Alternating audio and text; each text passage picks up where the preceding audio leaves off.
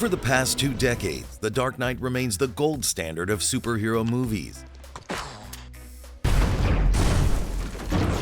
It marks the beginning of an era packed with impressive action sequences and a complex story between a superhero vigilante and an insane mastermind. But we're just getting to the best part. In this video, we will explore the behind-the-scenes details of The Dark Knight. If you watch closely, you'll notice that the movie contains a few scenes that were captured using IMAX cameras. So you already know how amazing they appear if you saw them in an IMAX cinema. Unfortunately, they were difficult to shoot and gave director Christopher Nolan a lot of issues. First of all, IMAX cameras are massive and loud, and there were only 4 of them in existence at the time.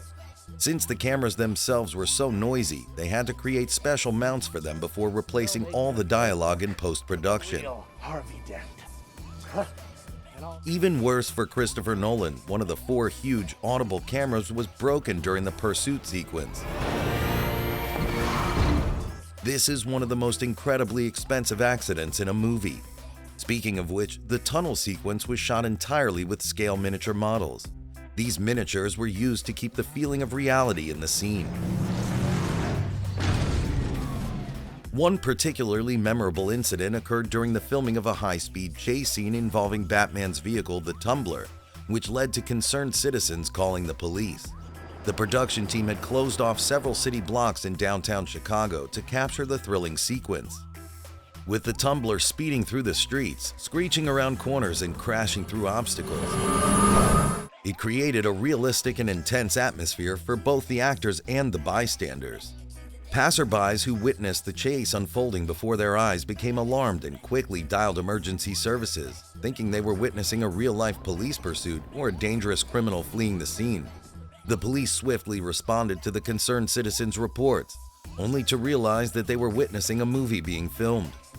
Once it became clear that there was no real threat, the police informed the callers about the movie shoot, assuaging their fears and apologizing for the confusion. While Bruce Wayne, the alter ego of Batman, is known for his impressive collection of luxury cars, there is an interesting behind-the-scenes fact from The Dark Knight that highlights the film's dedication to consistency and attention to detail. In this particular fact, it is revealed that Bruce Wayne is always seen driving a Batmobile, even when he is not in costume as Batman.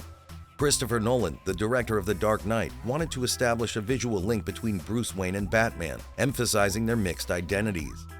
One way he achieved this was by ensuring that Bruce Wayne's vehicle of choice, regardless of the situation, would be the iconic Batmobile.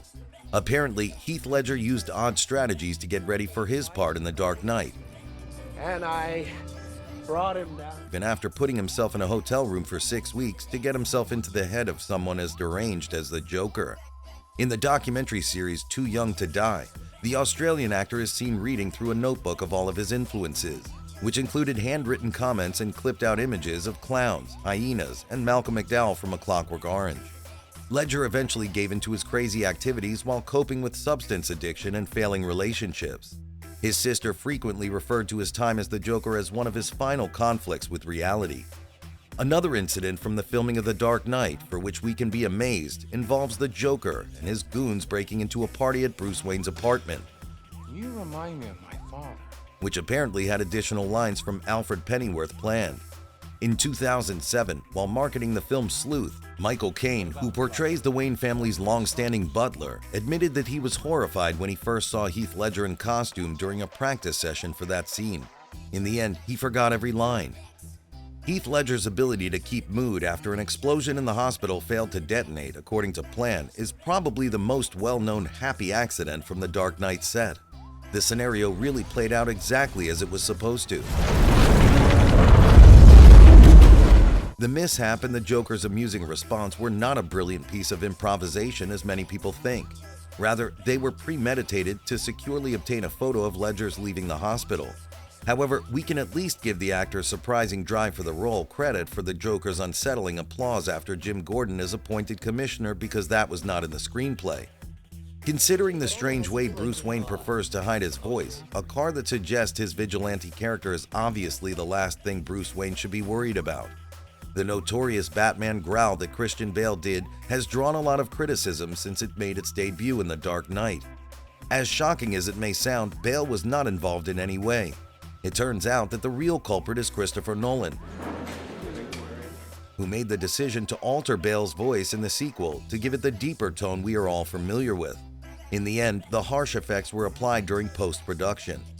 Do you recall the moment from The Dark Knight where Batman defeats the Joker inside the questioning chamber of the police department? The worst end. Those mob fools want you gone so they can get back. The Joker starts to laugh, appearing unaffected by the bloodshed and suffering. Christian Bale claims that Heath Ledger actually reacted that way when filming that scene.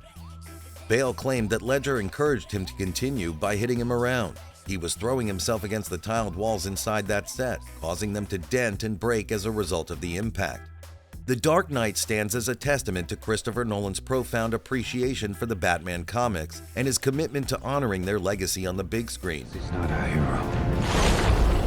Throughout the production of the film, Nolan drew significant inspiration from the source material, resulting in a cinematic experience that resonated deeply with movie fans and comic book fans alike. By delving into Batman's rich comic book history, Nolan was able to create a movie that felt true to the spirit of the source material.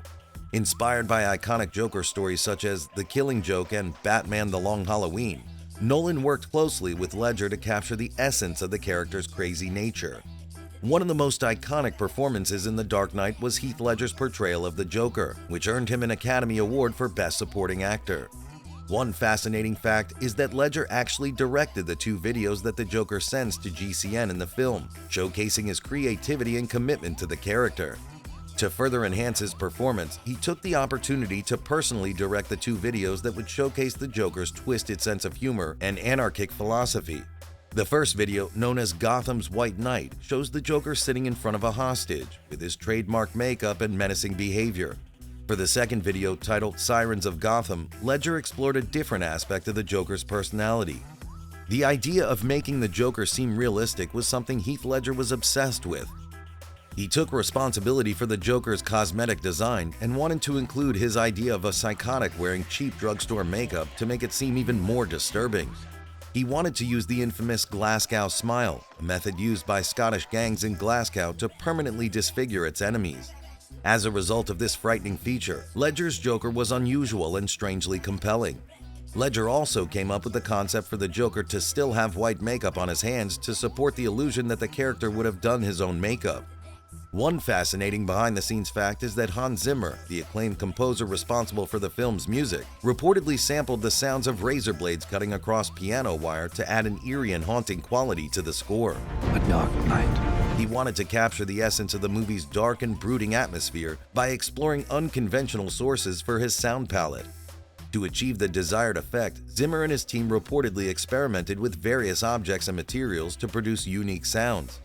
Among these experiments, the sampling of razor blades cutting across piano wire emerged as the best choice. The combination of razor blades and piano wire created a haunting metallic sound that evoked a sense of tension and unease. By manipulating and layering these samples, Zimmer was able to achieve a distinct and otherworldly quality in the film's score. One notable innovation in Christopher Nolan's The Dark Knight was the introduction of a new batsuit that allowed Batman, portrayed by Christian Bale, to turn his head freely. This change from previous designs of the suit was a significant development, both for the character's functionality and the overall appearance of the film. Traditionally, Batman's costume has been depicted as a rigid, armored suit that restricted the actor's mobility, particularly in the neck area. To address this issue, Nolan and his team set out to design a new Batsuit that would offer greater flexibility without compromising the iconic look and feel of Batman's costume. The new suit featured a segmented cowl and neckpiece, allowing for a wider range of motion. This design modification enabled Batman to turn his head freely and engage in dynamic action sequences while maintaining a more fluid and realistic appearance. The Lucius Fox's skyhook plan that involves Batman being lifted by a plane using a grappling hook was not a fictional creation solely for the movie. In fact, the skyhook extraction system has a real-world basis, and its inclusion in the film was inspired by an actual military technology. In The Dark Knight, Lucius Fox, played by Morgan Freeman, presents Batman with the skyhook device, which allows him to be quickly and discreetly extracted from dangerous situations. The device consists of a high-powered grappling hook attached to a cable, which is then connected to a passing aircraft. By deploying the skyhook, Batman can be swiftly lifted off the ground and transported to safety. Now, you've discovered some events that happened behind the scenes in The Dark Knight, but which of these facts caught you by surprise? Have all these rules, and you think they'll... We'd love to know your thoughts in the comments section. Also, feel free to leave a remark if you have any recommendations for videos. Have a great day, everyone, and thanks once again. I'm not wearing hockey pads.